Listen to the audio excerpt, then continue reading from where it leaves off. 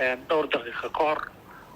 لكن سيدا كلا إن جنرال واسكو فرين هجيتك بلدويني بولو برتو بقولك بقول واسكو فرين وعنقول وتلياشة مع الوسيد من كمدة أوكي وعنقول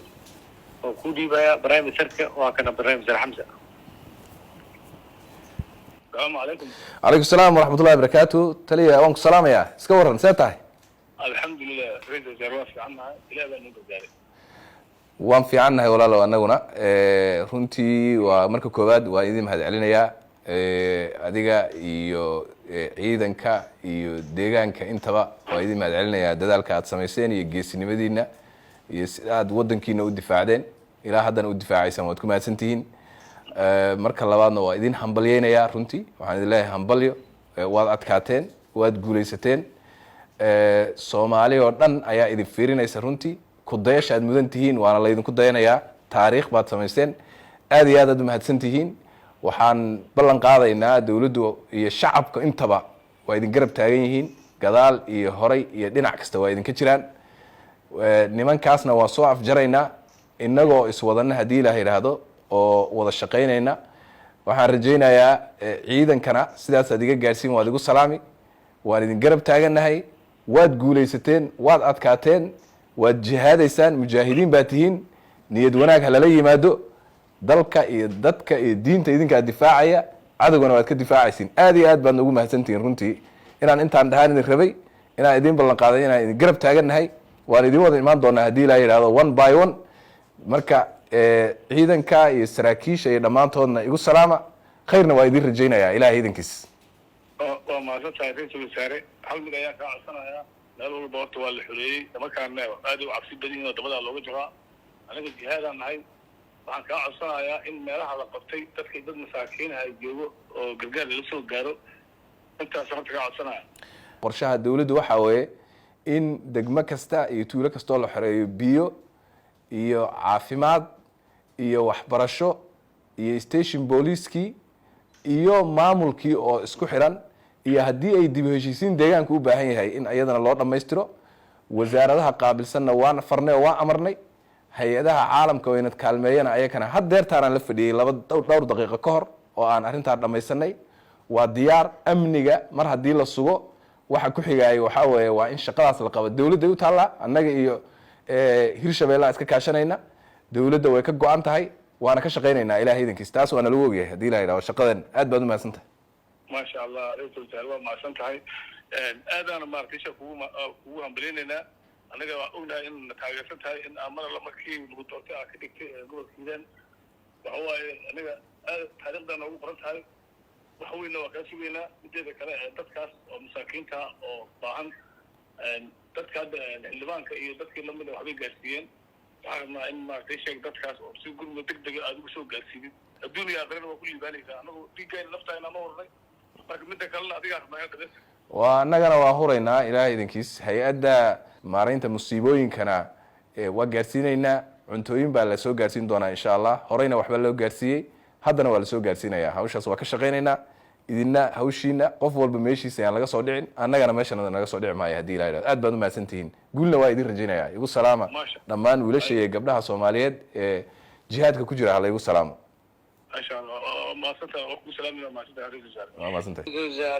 رزار وما سنتهاي operation كان هرت حلم باللوني هذه ساك ساعات سوق باللودي دول إلى 7 كيلومتر جارة دركيس اللي عن كهول قلنا إلى 7 ميلود عن كويرناي وحن كبلوني جيس كمل يراهدو الساق شروف للي يراهدو وعدد كبير كوادن 2 كيلومتر وجرت ماشى إذا ماذا كسرين waxay ciidamadaas u tageen meel ay deganaayeen oo dacwo qoran la yiraahdo oo ahayd meel hawda oo beegaga ay ugu xiraayeen oo ciidamadooda ay deganaayeen ayaad u deganaayeen meeshaasna waa ka saarnay kadibna ciidamo kale oo baxda toos uga baxay ayaa waxay tageen deegaan la yiraahdo Dhuumoodle oo ah meel gudaha weyn oo buur hoosteeda oo iyadana ay ku gamban jireen qalabka isgaarsiinta oo dhulkaan oo dhan ay isticmaali jireen oo u yaalay iyadana waa ka carar waa gartay haddana waxaan rabnaa insha Allah taala markii hadda maaragtay hawlahan aan dhameysano inaan qayb meel yiraahdo oo maxkamadda ugu weyn oo labadan gobol dadka ay maaragtay ku xukumi jireen ah inaan wajahno hadii Ilaahay yiraahdo السلام عليكم ورحمة الله وبركاته. calaykum السلام gudoomiye waan ku salaamay iska waran see tahay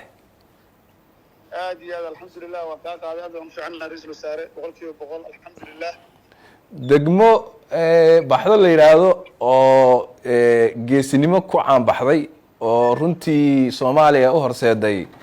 inay guulaysato ayaad guddoomiye ka tahay marka adiguna geesi baa tahay mar haddaad guddoomiye ka tahay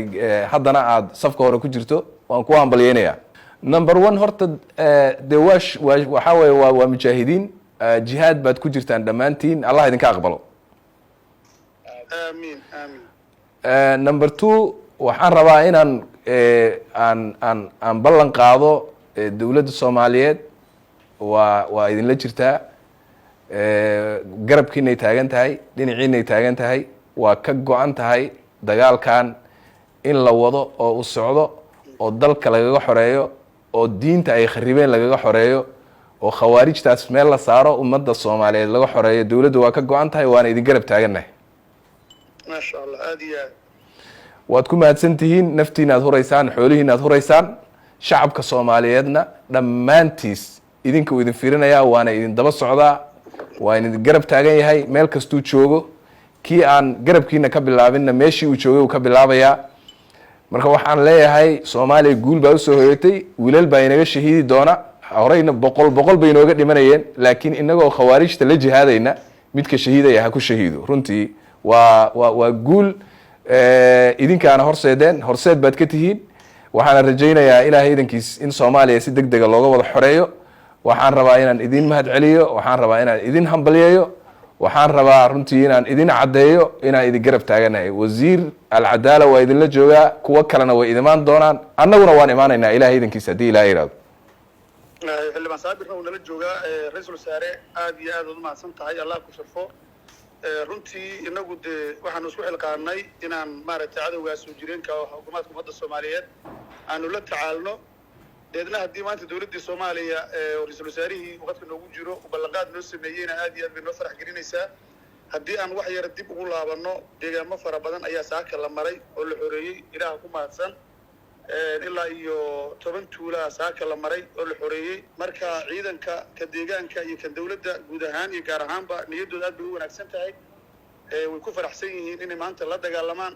khawaarijtaas waxay ku faraxsan yihiin in dowladdii soomaaliya oo wasiiradii iyo xildhibaanadii ay soo dirtay ay garab taagan yihiin dagaalkii hogaaminayaan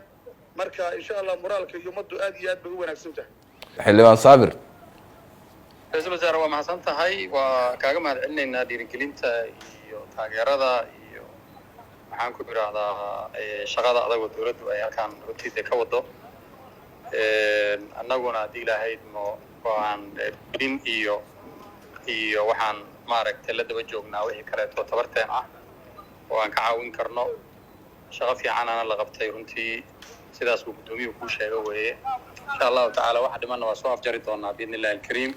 xildhibaan aad aad mahadsan tahay waxaan rajaynayaa xildhibaanada soomaaliyeed inay kugu daydaan oo waxaad u tahay hormuud adiga hadda waxaan la hadlayay malik oo asagana hiiraan safka hore fadhiya adigana halkaasaad safka hore ku jirtaa waxaan runtii soo jeedinayaa codsanayaa xildhibaanada soomaaliyeed inay ku daysadaan aad iyo aad baad u mahadsan tahay xildhibaan hormuudnimadaasaan kugu aqaan runtii waanad ku jirtaa waxaan rajaynayaa in ilaahay ajri iyo thawaab kaa siiyo hadda dadkaagiina waad xoranaysaa matalaada dhabtiihi waa midaas aad iyo aad baad u mahadsan tahay xildhibaan kulligiina waan idin ducaynayaa allah idin barakeeyo allah idin guuleeyo guul baan idin rajaynaya